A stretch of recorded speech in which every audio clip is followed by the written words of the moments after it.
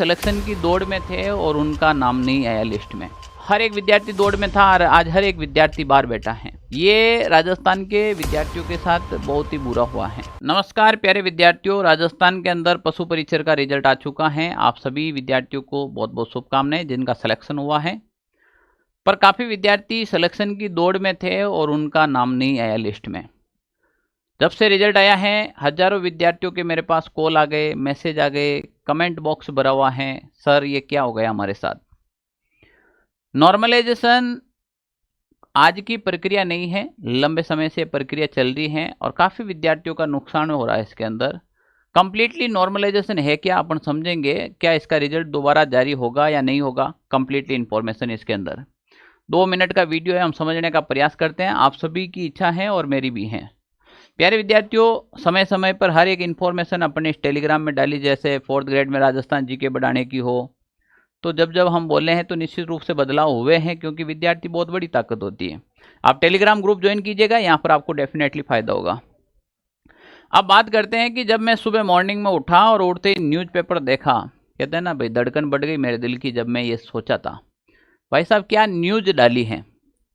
यानी कि यहाँ पर ये न्यूज पत्रिका के द्वारा एक एनालाइज किया, पता नहीं ये इसने किस आधार पर एनालाइज करके डाला, पर जो भी डाला है एक प्रत्येक बच्चे को अपनी मतलब सत्यता से बताने के लिए, अपनी खुद की वास्तविकता बताने के लिए यहाँ पर डाल रखा है।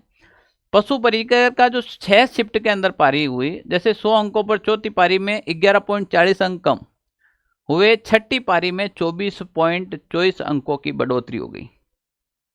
बहुत बड़ा डिफरेंट है। नॉर्मलाइजेशन में मुझे नहीं लगता है कि इतिहास में इतना बड़ा डिफरेंट मैंने कभी देखा है। होता है 1 नंबर का, 2 नंबर का पॉइंटों में होता है। 24 नंबर का मतलब समझते हो। मैं एक छोटा सा एग्जाम्पल दे रहा हूँ। अगर किसी विद्यार्थी का 4th शिफ्ट के अंदर एग्जाम था और किसी विद्यार्थी का 6th शिफ्ट के अंदर एग्जाम था, अगर इस विद्यार्थी के मान लो 111 नंबर आ रहे थे और इस विद्यार्थी के भी 111 नंबर आ रहे थे, नॉर्मलाइजेशन ने इस विद्यार्थी की ऐसी कमर तोड़ी कि ये विद्यार्थी 111 से कटकर सीधा 100 पर आ गया। और इस विद्यार्थी को इतना फ़ायदा हुआ नॉर्मलाइजेशन में कि ये 111 से सीधा 135 पर चला गया, क्योंकि 24 पॉइंट कुछ समथिंग 24 या 42 जो भी फिगर आ था। तो आप मान के चलो यहाँ पर कितना, यानी कि देखो 24.24 बढ़े तो लगभग आपके देखो 135 नंबर हो गए। 0.35 के अंदर हजारों बच्चा सेलेक्ट हो जाता है और हजारों बच्चे पीछे रह जाते हैं। 135 यानी कि 35 नंबर की घटना और बढ़ना एक बहुत बड़ी चीज़ है। अब हर एक विद्यार्थी दौड़ में था और आज हर एक विद्यार्थी बाहर बैठा है। ये राजस्थान के विद्यार्थियों के साथ बहुत ही बुरा हुआ है। 1 मिनट के लिए मैं आपको समझाता हूँ। नॉर्मलाइजेशन करना सरकार के लिए भी जरूरी हो गया। कैसे हो गया कि जब जब पारी लगातार अलग अलग शिफ्ट में होती है, जैसे इस बार पारी हुई थी वो आपके लगभग कितने शिफ्ट के अंदर हो गई थी, इस बार जो पारी हुई थी वो लगभग आप मान के चले तो आपके 6 शिफ्ट के अंदर पारी देखने को मिली थी। अब इस 6 शिफ्ट के अंदर पारी हुई है तो नॉर्मलाइजेशन होना तय है। मैं अभी की बात नहीं कर रहा हूँ। जैसे आरआरबी के द्वारा जितने भी जो एग्जाम करवाए जाते हैं, आईबीपीएस के द्वारा जितने भी जो एग्ज़ाम करवाए जाते हैं, एसएससी के अंदर जितने भी जो एग्ज़ाम करवाए जाते हैं, इसमें ये नॉर्मलाइजेशन प्रक्रिया चली आ रही है। 2018 के अंदर राजस्थान सरकार ने एलडीसी के अंदर ये कदम उठाया था। एलडीसी की एक वैकेंसी करवाई थी अलग अलग शिफ्ट के अंदर, उसमें ये नॉर्मलाइजेशन प्रक्रिया शुरू हुई थी। तो नॉर्मलाइजेशन नहीं करना, जैसे न्यायालय द्वारा एक प्रमाणित सांख्यिकी सूत्र द्वारा सामान्यकरण की प्रक्रिया द्वारा ये परिणाम घोषित किया जाता है। पहली बात तो जो ये स्टैटिक फॉर्मूला है, आज तक न तो किसी टीचर को समझ में आया है और नहीं किसी स्टूडेंट को समझ में आया है। कोई भी कैंडिडेट को ये फॉर्मूला समझ में नहीं आया।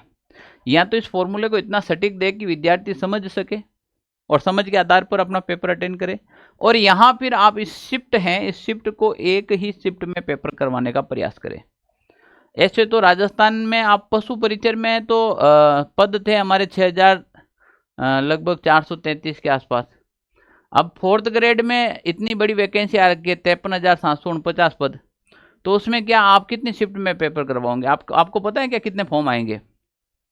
सरकार ये डिसाइड कर सकती है क्या कितने फॉर्म आएंगे? ये तो ठीक है, हमने समय पर हमें पता चल गया और राजस्थान के विद्यार्थियों ने एकता के साथ ये खड़े हो गए, राजस्थान जीके का वेटेज बढ़ा दिया। आप कल्पना करो, वरना बाहरी राज्य के आते तो लगभग फार्म जाते 50 लाख प्लस।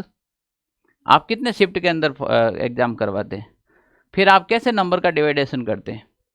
अभी भी हमें डाउट है कि 4th ग्रेड में कितने सारे पेपर मतलब फॉर्म आएंगे और उसका कितनी शिफ्ट में होगा। आपने डिसाइड कर दिया, पर इतना मुझे लगता है जहाँ तक आपकी कल्पनाओं से परे उसमें फॉर्म आ रहे हैं। तो यहाँ पर ये जो शिफ्ट है, इस शिफ्ट को ख़त्म करना चाहिए। शिफ्ट को ख़त्म कैसे करें? तो आपके पास जैसे सीईटी एक बेस्ट विकल्प था, आप इसको भी सीईटी में शामिल कर सकते थे। उस समय 4th ग्रेड को आपने अलग से इसको डाला था, या फिर बहुत सारे विकल्प है, प्री और मेंस का विकल्प है आपके पास छटनी करने का। तो यहाँ पर जब तक अलग अलग शिफ्ट में आप पेपर करवाओगे तब तक ये समस्या आती रहेगी। और राजस्थान का विद्यार्थी पहली बार दुखी नहीं है, सेंट्रल में भी ये समस्या हुई है और हजारों विद्यार्थी, तैयारी करने वाले विद्यार्थियों का सपना टूटा था और नहीं तैयारी करने या नॉर्मल तैयारी करने वाले विद्यार्थियों का सपना जगा था। हमने देखा है आंखों के सामने। इसको मैं एक नाम देता हूं आज प्यारे विद्यार्थियों, इसे कहते हैं विद्यार्थी की रेंगती हुई मृत्यु। एक मृदा अपर्दन अपन एक टॉपिक पढ़ते हैं ना, तो उसमें उसी तरह ये विद्यार्थी की रेंगती हुई मृत्यु है। विद्यार्थियों के भविष्य के साथ बड़ा खिलवाड़ है। अब मैं यहां पर बात करूं प्यारे विद्यार्थियों, सरकार का क्या जवाब है, प्रतिक्रिया क्या होनी चाहिए? सरकार ने तो बहुत सारे जवाब दिए हैं। आज माननीय जोगाराम जी पटेल ने ट्वीट किया, अभी मैं बताऊंगा आपको।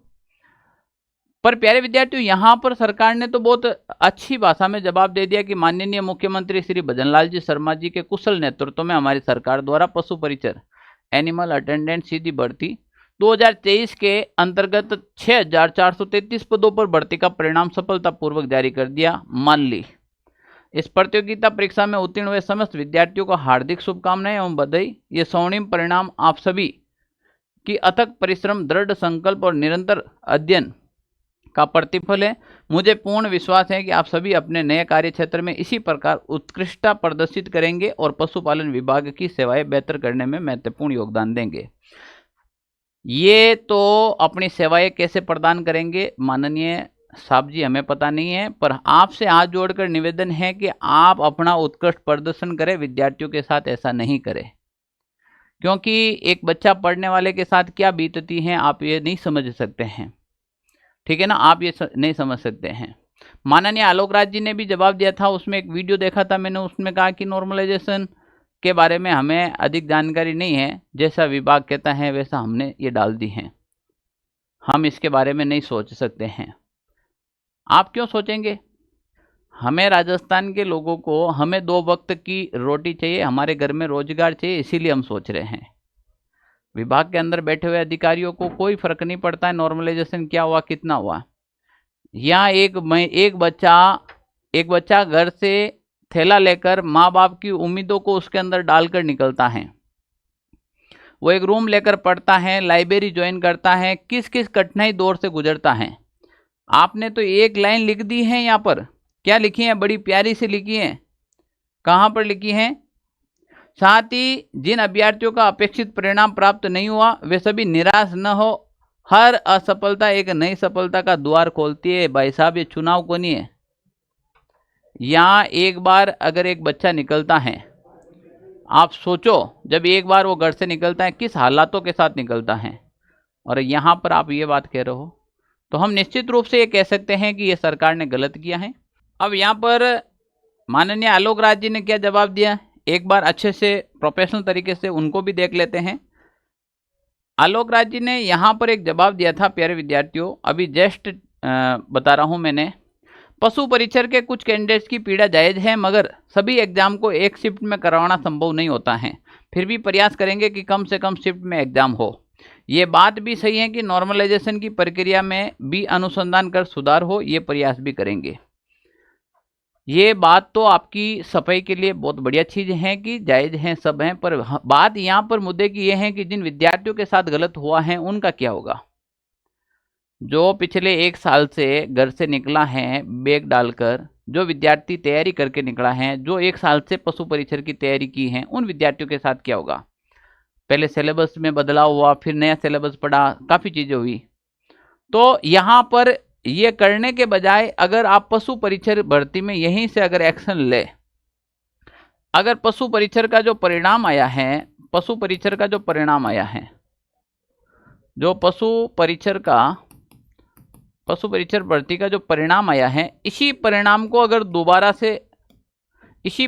अगर दोबारा घोषित किया जाए, आप जो कह रहे हैं ना अनुसंधान कर सुधार हो जाए, तो इसमें अच्छा सा सुधार करके दोबारा परिणाम रिजल्ट जारी कर दो, दूध का दूध पानी का पानी हो जाएगा, सीधी सी बात है, हर एक बच्चों को न्याय मिल जाएगा। वरना बच्चे राजस्थान के अंदर आपको पता ही है, सोशल मीडिया भरा हुआ है, हर एजुकेटर्स बच्चे के साथ में है, हर टीचर बच्चे के साथ में है, बच्चा खुद ये चाहता है कि दोबारा रिजल्ट आए। जब आपने हर बार बच्चों की बात मानी है तो इस बार भी ज़रूर माननी चाहिए, तो ये दोबारा परिणाम वापस आना चाहिए। कैसे भी करो, नॉर्मलाइजेशन का सूत्र फॉर्मूला चेंज करो या फिर उसमें सुधार करो, कैसे भी करो, ये दोबारा रिजल्ट जारी होना चाहिए। अब प्यारे विद्यार्थियों, यहाँ पर अपन बात करें अब आगे क्या रणनीति रहेगी, आगामी क्या रणनीति रहेगी। पहले तो आप में से ये विद्यार्थी कमेंट करके बताए कौन कौन विद्यार्थी चाहते हैं कि ये पशु परीक्षर का परिणाम दोबारा जारी हो। देखो, आपने 4th ग्रेड जब मैंने डाला था उस समय उस वीडियो को इतना शेयर किया था, निश्चित रूप से राजस्थान जी के वेटेज बढ़ा। आपका दायित्व है कि इस वीडियो को भी ज़्यादा से ज़्यादा शेयर करें, कमेंट ज़्यादा से ज़्यादा करें, ताकि हर एक विद्यार्थी को पता चले कि इतने कमेंट आ रहे, क्या राजस्थान में हलचल चल रही है। वरना हम तो कह दिए घर पे असफल हो गए, अब हम परिवार को कैसे बताएं नॉर्मलाइजेशन क्या है, हम किस कारण से असफल हुए।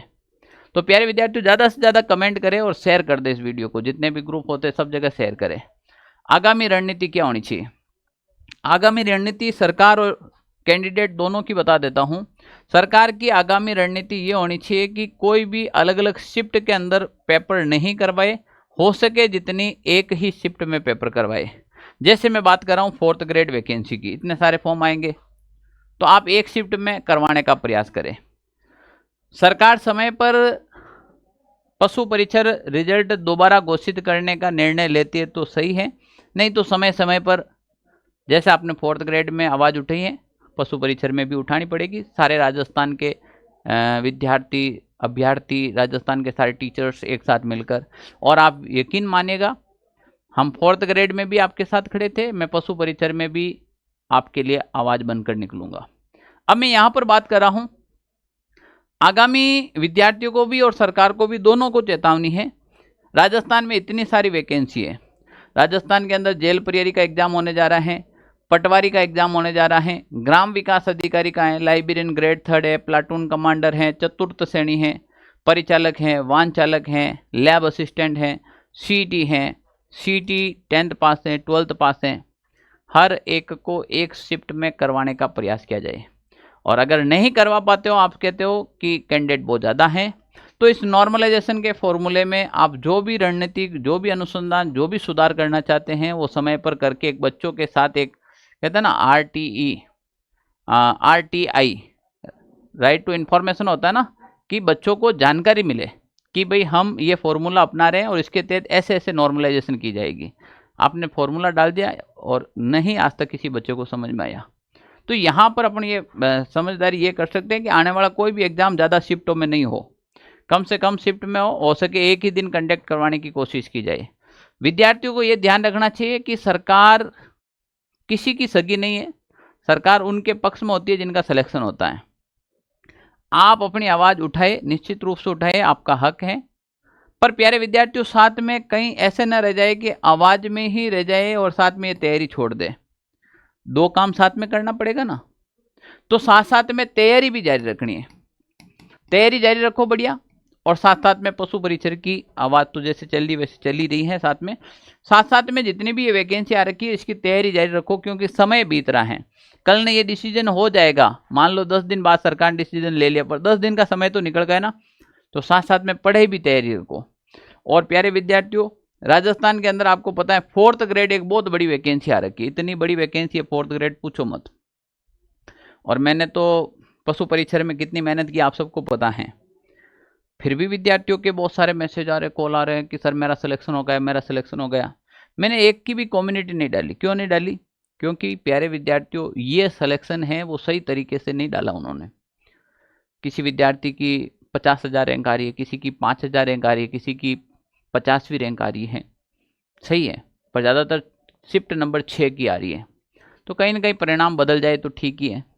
अब प्यारे विद्यार्थियों, चतुर्थ श्रेणी के अंदर जो हमने 4th ग्रेड में मेहनत की है उससे मान के चले मल्टीपल 8 गुना मेहनत करेंगे हम, क्योंकि वहाँ अकेला मैं था, यहाँ पर मेरे साथ मेरी सारी टीम खड़ी रहेगी। ये 4th ग्रेड का बैच आज यानी कि 5 अप्रैल से ये शुरू हो रहा है। बढ़िया बैच है, आप ज्वाइन कर लीजिएगा। पूरा बैच लाइव रहेगा और इसमें केवल सिलेक्शन बेस पे बात की जाएगी। हर घर नौकरी मिशन लेकर आए थे, तो अब बात इसी की जाएगी। तो पूरी टीम तैयार है, आप भी तैयार हो जाएगा। समय रहते ज्वाइन करके तैयारी शुरू करें और साथ साथ में सारी बातें होती रहेगी। तो कोई भी विद्यार्थियों का डाउट है तो 92 16 77 71 62 ये मेरे ऑफिस के नंबर है, मेरे personally WhatsApp number, call message कर सकते हो। इसमें सारे टीचर की लाइव क्लास रहेगी, नवीनतम सिलेबस पर आधारित रहेगी और 0 लेवल से यानी कि बेसिक से क्लास से शुरू हो रही है।